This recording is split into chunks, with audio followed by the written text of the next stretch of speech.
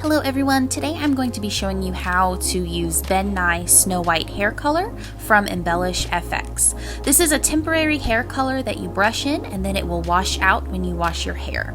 You want to give it a really good shake, and then when you open the bottle you'll see that it has this little brush applicator already into it, so it is super easy. You want to brush it into the hair wherever you need a little pop of white for whichever character or look it is that you are doing.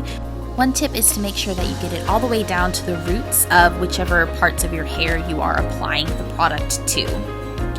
I did a very quick old age makeup to go with all of the gray in my hair once I was finished.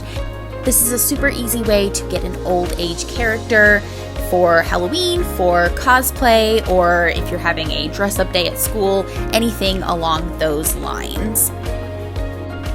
And of course, this product, as well as many others, can be purchased at embellishfx.com. Thank you for watching!